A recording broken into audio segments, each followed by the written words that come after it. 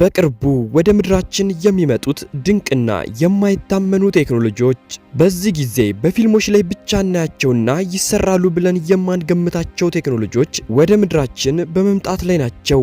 ቴክኖሎጂዎች በእጅጉ እያደጉና እየሰፉ መጥተዋል። አንዳንዶቹ ቴክኖሎጂዎች ለማሰብ እንኳን የሚከብዱና እውነት ይሆናሉ ብሎ ለመቀበል የሚከብዱ ናቸው። ለመሆኑ በቅርቡ ወደ ምድር መጥተው ሰውን ሁሉ የሚያስደምሙት ቴክኖሎጂዎች የትኞቹ ናቸው? በዛሬው ቪዲዮ የማስቃኛችሁ ይሆናል። በቅድሚያ ግን ወደዚህ ቻናል አዲስ ከመጣችሁ ሰብስክራይብ በማድረግ የዜና አዲስ ቤተሰብ መሆን ትችላላችሁ። ቪዲዮን ቀለል አድርጋችሁ ላይክ በማድረግ ጀምሩት። 8ኛ ፓይፎን የስልክ ቴክኖሎጂን ሙሉ በሙሉ የሚቀይረው አዲሱ የቴስላ ስልክ። ይህ ስልክ ወደ ገበያ ከገባ የቴሌኮም አገልግሎት የሚያቀርቡ ድርጅቶችን ጨምሮ ሳምሰንግና አይፎንን የመሳሰሉ ስልኮችን ከገበያ ያስወጣቸዋል። ለምን ለሚለው መልሱም በመጀመሪያ የቴስላ አዲሱ ስልክ ለባትሪ የማይጨነቁበት ነው። ይኸውም ስልኩ የተሰራበት ዕቃ የፀሐይ ብርሃንን በመሰብሰብ ባትሪውን ቻርጅ ያደርገዋል። በዚህም ባትሪ ጨረሰብኝ ብሎ መጨነቅ የለም። ሌላው የቴስላ ስልክ የራሱን ኔትወርክ ከኤለን መስክ ኩባንያ ስታርሊንክ የሚጠቀም ይሆናል። ኔትወርክን የሚያገኘው ከሳተላይቶች ይሆናል። በመሆኑም ኔትወርክ የለም የሚባለው ነገር እዚህ ስልክ ላይ አይኖርም። የስልካችሁ ሚስጥርም ከየትኛውም መንግስት የተደበቀና ደህንነቱ የተጠበቀ ነው። ኢንተርኔትም የትኛውም የዓለም ጥግ ላይ ብትሆኑ በዚህ ስልክ መጠቀም ትችላላችሁ። በተጨማሪም ይህ ስልክ የኤአይ ሶፍትዌር የተካተተለት ሲሆን ማንነታችሁን በደንብ አድርጎ መረዳት የሚችልና ሊያወያያችሁ የሚችል ስልክ ነው። ይህ ብቻ ሳይሆን ዘመናዊ መኪና ካላችሁ ስልካችሁ ከመኪናችሁ ጋር መገናኘትና መኪናችሁን መቆጣጠር ይችላል። ሌላው ፓይ ስልክ ለዓለም ገበያ ይቀርባል ተብሎ የተገመተበት ዋጋ ሌሎቹን ስልክ አምራች ድርጅቶች ተስፋ ያስቆረጣቸው ነው። ፓይ ስልክ እስካሁን ባለው መረጃ በ$300 ለገበያ ይቀርባል ተብሎ ይታሰባል። ከሌሎቹ ስልኮች ጋር ሲነጻጸርም በእጅጉ የወረደና የሚያስገርም ዋጋ ነው። 7ኛ ኒውክለር ፓወርድ ስካይ ሆቴል አየር ላይ ተንሳፎ ዓመታትን የሚያሳልፈው ሆቴል። በዚህ ጊዜ ተመራማሪዎች ሆቴሎች ለምን ምድር ላይ ብቻ ይሆናሉ ብለዋል። በዚህም ለዓመታት ያክል አየር ላይ መንሳፈፍ የሚችለውን ስካይ ሆቴል አምጥተዋል። ሆቴሉ በዲዛይን ደረጃ ሙሉ በሙሉ ያለቀ ሲሆን 5000 ያክል ሰዎችንም በአንድ ጊዜ እንዲያስተናግድ ተደርጎ የተሰራ ነው። ይህ ሆቴል 20 የሚደርሱ ሞተሮች የተገጠሙለት ሲሆን ሁሉም ሞተሮች በሆቴል ውስጥ በምትገጠም ትንሽ የኒውክሌር ሪአክተር አማካኝነት ኃይልን ያገኛሉ። በዚህም ነዳጅ የተባለ ነገርን ይህ ሆቴል አይጠቀምም። ሃሺም አልጋሊ የተባለ ድርጅት ያመጣው ሲሆን ሆቴሉ በውስጡ መገበያ አዳራሾችን፣ የስፖርት ማዕከሎችን፣ ቅንጡ መዋኛ ገንዳዎችን፣ ሲኒማዎችን ብሎም በርካታ አዳራሾችንና መኝታ ክፍሎችን ይይዛል። ይህ ሆቴል በአየር ግፊት ምክንያት የሚፈጠር መንቀጥቀጥን ለመከላከልም እጅጉን የዘመነና ከዚህ በፊት ታይቶ የማይታወቅ ቴክኖሎጂንም የሚጠቀም ይሆናል።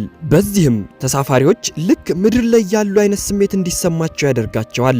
ታዲያ በርካቶች መሬት ሳይነካው ዓመታትን አየር ላይ ተንሳፎ የሚቆየውን ሆቴል ለማየት እጅጉን ጓጉተዋል። 6ኛ ክሪፕታይድ ስኒከር ሙሉ በሙሉ በ3D ፕሪንቲንግ የሚሰራ የወደፊት ጫማ ነው። ጫማው ዲዛይን የተደረገው ስቴቨን ሄንሪክ በተባለ ግለሰብ በሀገረ ጀርመን ነው። የሚሰራበት ዕቃ TPE የተባለና የተመረጠ ፖሊመር በመሆኑ ጫማው ከምናውቃቸው ጫማዎች በላይ እጅጉን ተስማሚና የሚተጣጠፍ ነው። ይህ ብቻ ሳይሆን በእሳት በፍጥነት የማይቃጠልና ቅዝቃዜንም የሚከላከሉ ጫማዎች ናቸው። ጫማውን ዲዛይን ያደረገው ስቴቨን እንደሚለው ይህ ጫማ ዲዛይን የተደረገው ፊልሞች ላይ ከምናያቸው ሳይንሳዊ ጫማዎች በመነሳት ነው ይላል። በተጨማሪም ይህ ጫማ በ3D ፕሪንተር ፕሪንት ተደርጎ የሚወጣ በመሆኑ ለማምረት በእጅጉ የቀለለ ነው። በቅርቡም በስፋት በዓለም ገበያ ላይ ይቀርባል ተብሎ ይጠበቃል። 5ኛ ሉባ ሰከንድ በዚህ ዓመት ወደ ገበያ ይገባል ተብሎ የሚጠበቅ አስገራሚ የሆነ ግቢ አስተካካይ ሮቦት ነው። ይህ ሮቦት እንደ ትንንሽ መኪኖች በጎማ የሚንቀሳቀስ ሲሆን ጎማው ሳሩ ላይ ጉዳት እንዳያደርስበትም በጥንቃቄ ዲዛይን የተደረገ ነው። የዚህ ሮቦት ዋና ተግባሩ በግቢ ውስጥ ሳርን መንከባከብና ማስተካከል ነው። በመጀመሪያ ለሮቦቱ ከየት ስራ መስራት እንዳለበት በእጅ ስልካችሁ ትዕዛዝ ትሰጡታላችሁ። ከዛ በኋላም ሮቦቱ በታዘዘው ቦታ ላይ ሁሉ በመንቀሳቀስ ሳሮችን ያስተካክላል። ራሱን ከጂፒኤስ ሳተላይቶች ጋር የሚያገናኝ በመሆኑ በጂፒኤስ ስራዎችን ይሰራል። በድንገት ጂፒኤስ ቴክኖሎጂ ቢቋረጥበት እንኳን ይህ ሮቦት በተገጠሙለት ካሜራና ሴንሰሮች በመጠቀም ያለምንም ስህተት ስራውን ማከናወን ይችላል። ስራውን በሚሰራበት ወቅትም ባለቤቶቹ በስልካቸው መቆጣጠር ይችላሉ። በተጨማሪም ሮቦቱ በስልክ ካልሆነም በድምጽ በመጠቀም ስራዎችን ማስጀመር ይቻላል። በሚሰራበት ወቅትም እስከ 38 ዲግሪ ከፍታ ያላቸው ዳገቶችን ያለምንም ችግር መውጣት ይችላል። ለ2 ሰዓታት ያክልም ባትሪውን ሳይጨርስ ስራዎችን ማከናወን ይችላል።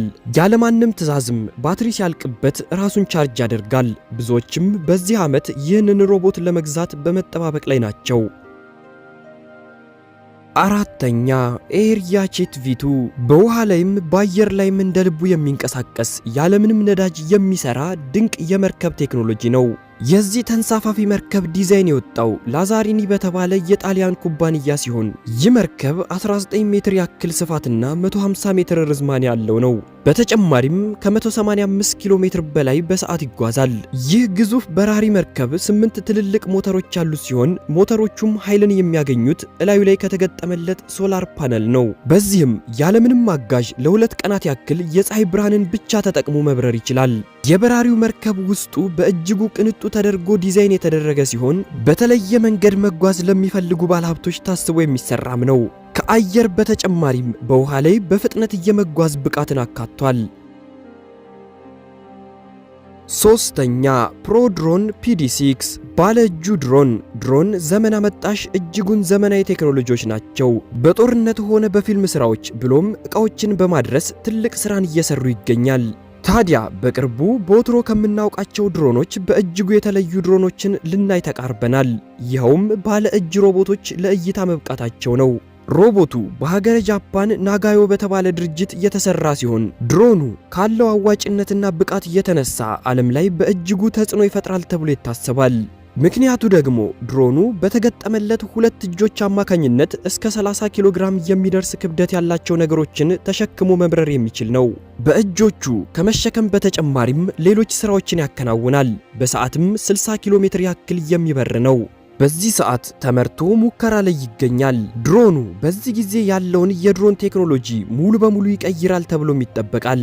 ብዙዎችም በብዛት ተመርቶ እስኪሰራጭ ድረስ እየጠበቁ ይገኛል።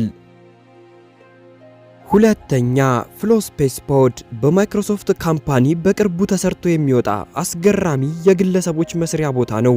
ይህ ቴክኖሎጂ በእጅጉ በቴክኖሎጂዎች የተዋቀረ ሲሆን ባህላዊ የተባለውን የቢሮ መከፋፈል ስራን ሙሉ በሙሉ ይቀይራል። ይህች ስፍራ ለአንድ ሰው ብቻ የምትሰራ ሲሆን በላዩ ላይም በእጅጉ የዘመነ ስክሪን፣ የማይታዩና ዘመናዊ የሆኑ ስፒከሮች፣ ወንበሩ በሚቀመጡበት ሰዎች ልክ ራሱን ያስረዝማል፣ ያሳጥራል። በቢሮ ውስጥ ካሉት ከሌሎቹ ፍሎስፔስ መስሪያ ቦታዎች ጋርም መገናኘት የሚችል ነው። ታዲያ ይህ ቴክኖሎጂ አሁን የምናውቀውን የቢሮ ስርዓት ሙሉ በሙሉ ይቀይራል ተብሎ ይገመታል። አንደኛ ማርቼዲስ ቪዥን EQX በአንድ ቻርጅ 1000 ኪሎ ሜትር እንዲጓዝ ተደርጎ የተሰራው የማርቼዲስ መኪና ማንም ይሆናል ብሎ ባይጠብቀውም ማርቼዲስ በ2022 ነበር ለመጀመሪያ ጊዜ ይህንን መኪና ለእይታ ያበቃው። በወቅቱ ድርጅቱ ይህንን መኪና በአንድ ቻርጅ ብቻ 1000 ኪሎ ሜትር ነርቶ ትክክለኛነቱን አረጋግጧል። መኪናው ከፍተኛውን ኤሌክትሪክን የመሸከም ብቃት ሲኖረው ከ1755 ኪሎ ግራም በላይ የሆነ ክብደትም አለው። በአጠቃላይም 140 ኪሎ ሜትር በሰዓት ይጓዛል። በተጨማሪም ይህ መኪና ከቻርጅ ውጭ በሚጓዝበት ጊዜ በሰውነቱ የፀሐይ ኃይልን በመሰብሰብ ባትሪውን ቻርጅ ይሞላል። በዚህም መኪናውን ቻርጅ ማድረግ ብዙም አስፈላጊ አይሆንም። ማርቼዲስ በታሪኩ ካመረታቸው መኪኖች ውስጥም ይሄኛው ሞዴል ወደር ያልተገኘለት ኃይል ቆጣቢ መኪና ነው። እስካሁንም ማርቼዲስ መኪናውን ለማሳየት ያክል ከማምረት ውጪ በብዛት ወደ ገበያ ውስጥ አላስገባውም። ብዙዎችም የፀሐይ ብርሃንን ተጠቅሞ ቻርጅ ማድረጉን በመውደዳቸው ይህ መኪና ወደ ገበያ እስኪገባ ድረስ ጓግተው እየጠበቁት ይገኛሉ። ውድ የዜና አዲስ ተከታታዮች ለዛሬው ያስኩላችሁ ቪዲዮ በዚሁ ተጠናቀቀ። በድጋሜ ወደዚህ ቻናል አዲስ ከመጣችሁ ሰብስክራይብ በማድረግ የዜና አዲስ ቤተሰብ መሆን ትችላላችሁ። በቀጣይ በአዲስ ቪዲዮ እስክንገናኝ ድረስ ሰላም ሁኑልኝ። ዜና አዲስ ሁሌም አዲስ